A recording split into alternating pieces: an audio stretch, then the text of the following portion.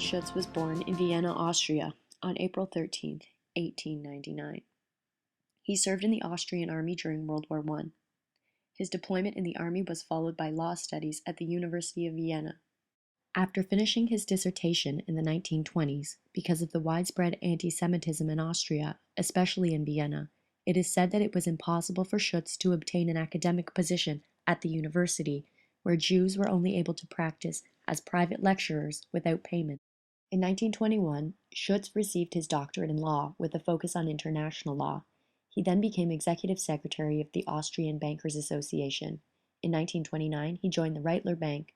Schutz remained with this company when he emigrated with his family to France in 1938 and the United States in 1940. In 1943, Schutz obtained a part-time position teaching sociology and philosophy at the New School for Social Research in New York City. Schutz began to dedicate himself full-time to his academic career in 1956. Schutz died unexpectedly on May 20, 1959, as a result of chronic heart disease. In 1944, Schutz published an article entitled "The Stranger, an Essay in Social Psychology." It's been said that this essay characterizes the situation of the stranger as a continuing interaction process of adaptation and assimilation to the receiving in-group with a specific taken-for-granted experience and interpretation of the world.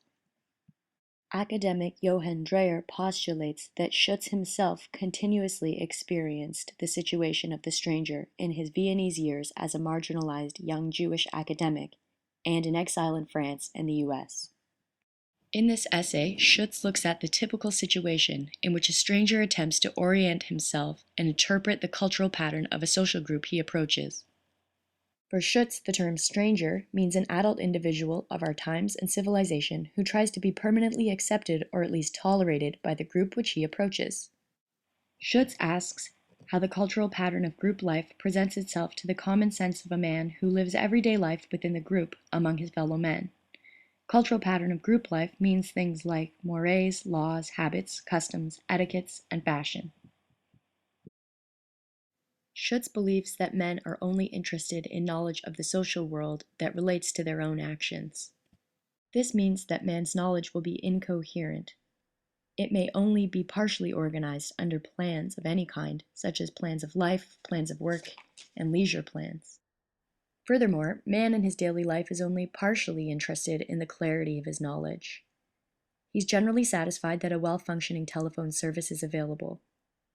He buys merchandise in the store, not knowing how it's produced, and he pays with money, although he only has a vague idea of what money is. He takes it for granted that his fellow man will understand his thought if expressed in plain language and will answer accordingly, without wondering how this miraculous performance may be explained. Finally, man's knowledge is inconsistent. As a father, a citizen, an employee, a member of his church, he may have the most different and least congruent opinions on moral, political, or economic matters. This system of knowledge provides members of the in-group with a reasonable chance of understanding and being understood. Any member born or reared within the group accepts the ready-made standard scheme of the cultural pattern handed down to him by ancestors, teachers, and authorities. Schutz calls these recipes for interpreting the social world.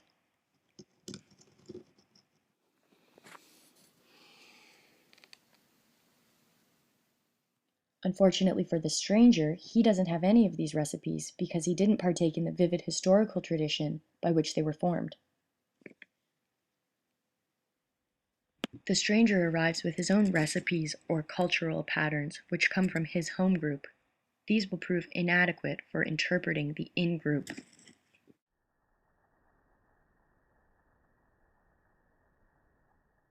The stranger has to face the fact that he lacks any status as a member of the social group he is about to join, and is therefore unable to get a starting point to take his bearings. Adding to the stranger's difficulties, he will have to translate the cultural pattern of the home group, provided that interpretive equivalents exist at all.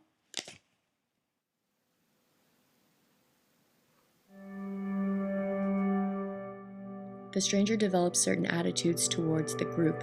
One of these is objectivity. He experiences the limits of thinking as usual. He learns that he may lose his status, his rules of guidance, and even his history, and that normal way of life is always far less guaranteed than it seems. The stranger is called ungrateful since he refuses to acknowledge that the cultural pattern offered to him grants him shelter and protection. But the people in the in-group do not understand that the stranger is in a state of transition and does not consider this pattern as protecting shelter at all, but as a labyrinth in which he has lost all his sense of bearings.